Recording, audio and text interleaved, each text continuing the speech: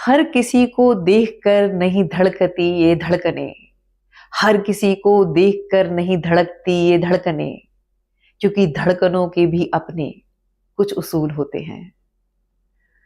दोस्तों, कभी आपके साथ ऐसा हुआ है कि किसी स्पेसिफिक पर्सन को देखकर, किसी खास व्यक्ति को देखकर आपको लगा हो कि अरे, इसका तो मेरे साथ कोई पास्ट लाइफ का कोई रिश्ता है, कुछ ऐसा है जो मुझे कनेक्ट करता है, उससे मिलकर, उसे देखकर बड़ी खुशी होती है, लेकिन हमें नहीं पता कि वो हमारे लिए सही है कि गलत है। अगर आपके साथ ऐसा हुआ है तो ये वीडियो आपके लिए है। 5 बातों का ध्यान रखना जरूरी है किसी भी नए कनेक्शन से जुड़ने से पहले। आज सुबह की बात है, यूट्यूब पर एक ट्विन फ्लेम जर्नी के नाम पर मैंने वीडियो महीने, 1.5-2 महीने पहले पोस्ट किया था, और उस पर मुझे आज एक कमेंट मिला।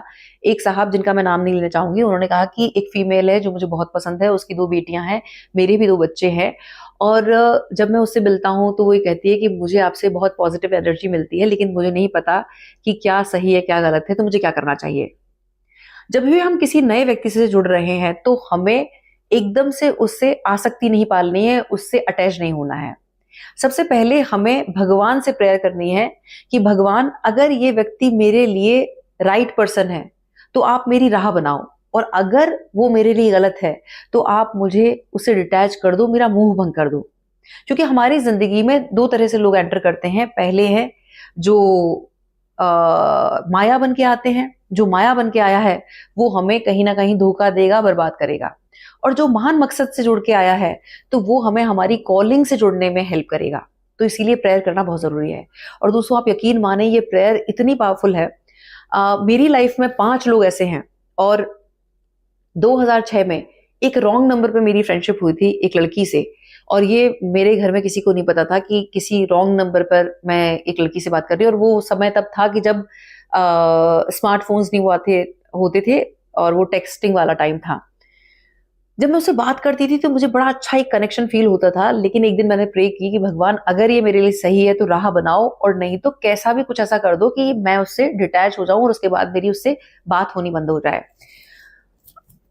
ये प्रेयर इतनी प्रभावशाली रही कि ना केवल मुझे उसके परिवार से प्रेम मिला, उसकी शादी के बाद उसके ससुराल से भी मुझे बेहिसाब प्रेम मिला। जिससे उसकी शादी हुई है राजन जीजा जी से, उनके साथ मेरा इतना सुंदर बॉन्ड बना। वो राधा रानी के भक्त हैं। दुख सुख में और लाइफ के बहुत मोस्ट इंपॉर्टेंट डिसीजन में हमेशा उन्होंने मार्गदर्शन दिया है। पर दोस्तों, ये तब होता है जब हम किसी भी चीज से आसक्ति ना पालकर सरेंडर भाव से अपनी बात ईश्वर के आगे रखते हैं। इसीलिए हमें सबसे पहले अपनी प्रेयर को भगवान से करना है। अब दूसरे पॉइंट में हमें ये देखना है कि जो हमने प्रार्थना कर ली है, तो अब हमें ऑब्जर्व करना है कि वो व्यक्ति हमसे किस तरह से जुड़ रहा है, किस तरह से मिल रहा है। अभी 1 हफ्ते पहले, 5 दिन पहले की बात है, एक साहब से 1-on-1 मेरा सेशन था, और उन्होंने मुझसे बोला कि मैम, मैं बहुत सिंसियरली अपने प्रिपरेशन कर रहा था एग्जाम्स की, और वो कोचिंग इंस्टीट्यूट में पढ़ाते भी हैं, और प्रिपरेशन कर रहे थे। तो वहीं एक फैकल्टी की एंट्री होती है, और वो नई नई आई थी, और वो अपना अदाओं से रिझाना, आई कांटेक्ट बार बार बनाना, वो इस तरह से करती थी। तो पता नहीं ऐसा हुआ कि मैं एकदम से अपने फोकस से डिस्ट्रैक्ट हो गया और उनकी तरफ मैं अट्रैक्ट होने लगा। पर बाद में मैंने ये देखा कि उनकी यही अदाएं जो और फैकल्टीज थी उनके साथ भी थी। और एक दिन मैंने जब उनको किसी के साथ देखा, किसी रेस्टोरेंट में मैंने देखा, तो वो एकदम से ना झेप गई, और उन्होंने ये कोशिश करी कि उस इंस्टीट्यूट में मेरी रैपो खराब हो जाए। तो आप ये देखो कि ये क्या है, ये माया है। जब हम ये देख रहे हैं कि कोई हमें अपनी आउटर ब्यूटी से रिझा रहा है, अपने लटके झटके दिखा रहा है, तो ये माया है, और उससे हमें बचना है। जब ऐसी कोई स्थिति दिखती है तो तुरंत वो एक सिग्नल है परमात्मा की तरफ से कि वहां से डिटैच हो जाना है और आगे नहीं बढ़ना है। तीसरे पॉइंट में हमें ये ऑब्जर्व करना है कि उससे मिलकर, जब हम उससे मिलते हैं, बात करते हैं, तो मेरे भीतर किस तरह के चेंजेस मैं देख रहा हूं या देख रही हूं। क्या मेरे विचारों में कोई सकारात्मक बदलाव है? क्या मैं, जो मेरा लाइफ का गोल है, उससे मैं और कनेक्ट हो रहा हूं, या फिर मैं अपने गोल से डिटैच हो रहा हूं, मैं डिस्ट्रैक्ट हो रहा हूं। मेरे भीतर किस तरह का थॉट जम रहा है, बन रहा है। अगर वो सिर्फ आउटर ब्यूटी से प्रभावित होकर अगर हम किसी व्यक्ति से जुड़े हैं तो हमारा फोकस सजने संवरने में होगा, लेकिन अगर हम किसी के विचारों से प्रभावित हैं, किसी के व्यक्तित्व से प्रभावित हैं, तो हमारे भीतर हमें हमारा बेस्ट वर्जन बनने में मन करेगा। हमारी ईटिंग हैबिट्स अच्छी होंगी, हम रीडिंग से जुड़ेंगे, हमारा लाइफस्टाइल बहुत एक पॉजिटिव डायरेक्शन में जाएगा। तो जब हमारे विचारों में एक सकारात्मक बदलाव है तो ये संकेत है कि वो व्यक्ति अच्छा है, हमारे लिए भला है। लेकिन अगर हम अपने गोल से डिटैच हो रहे हैं, अपने परिवार की जिम्मेदारी से हट रहे हैं और हमें तो सिर्फ वो चाहिए, तो वो फिर माया है और माया से हमें दूर रहना है। चौथा, हमें नोटिस करना है कि जब हम उसे याद करते हैं तब हम किस तरह के सॉन्ग्स को सुनकर उससे कनेक्ट होते हैं। अगर हम ये सुन पाते हैं कि छुपा लो यूं मन में प्यार मेरा कि जैसे मंदिर में लौ दिए की, या फिर वो सॉन्ग है कि अभी तुमको मेरी जरूरत नहीं, बहुत चाहने वाले तुम्हें मिल जाएंगे, दर्पण भी तुमको लजाने लगे, जवानी भी दामन छुड़ाने लगे, तब तुम मेरे पास आना प्रिय, मेरा दर खुला है, खुला ही रहेगा तुम्हारे लिए। इस तरह का गाना, या फिर चाहूंगा मैं तुम्हें सांझ सवेरे, आवाज मैं ना दूंगा। अगर इस तरह के सॉन्ग से हम कनेक्ट हो रहे हैं तो वो राइट पर्सन है, तब हमारा वो सोल के साथ कनेक्शन हो रहा है।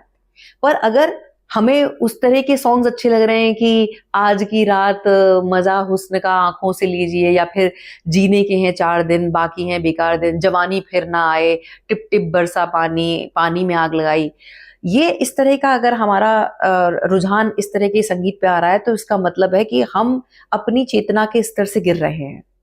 लेकिन किसी को देखकर हमें खुशी हो रही है, उसके जैसा हमें बनना है, उसके एनर्जी फील्ड में आकर हम राइज होना चाहते हैं, हम अपना बेस्ट वर्जन बनना चाहते हैं, तो ऐसे व्यक्ति की से जुड़कर हमारी चेतना राइज होती है। तो ये एक संकेत है कि हम एक राइट ट्रैक पे हैं और वो व्यक्ति हमारे लिए सही है। अब पांचवा और अहम, अभी आप लोगों ने भी देखा होगा कि एक अरबपति परिवार से ताल्लुक रखने वाले एक दंपत्ति हैं जिनका डिस्प्यूट चल रहा है, और वो जो मैम है उनकी कुछ चैट्स रिवील हुई हैं, और वो चैट्स चेतना का स्तर बताती हैं। हमें ये देखना है कि जो व्यक्ति हमसे कनेक्ट हो रहा है या जिससे हम कनेक्ट हो रहे हैं वो हमसे किस तरह के सवाल करता है। आज तुमने क्या पहना है, अपनी सेल्फी भेजो, मुझे वीडियो कॉल करो, मुझसे अकेले में मिलने जाओ, और ये इस तरह के जो होटल्स हैं जहां पर वो कुछ रूम्स में आप कोई आपसे प्राइवेट में मिलना चाह रहा है, ये सब चीजें इस बात का संकेत है कि वो आपसे बॉडी कॉन्शियसनेस से जुड़कर सिर्फ शरीर से आकर्षित है, और शरीर जितने दिन का है उसकी म्याद कम है। जब तक जवानी है और बस जवानी गई उसके बाद कोई नहीं पूछ रहा, या अपना निजी स्वार्थ मिला और भोगा और उसके बाद व्यक्ति ने छोड़ दिया।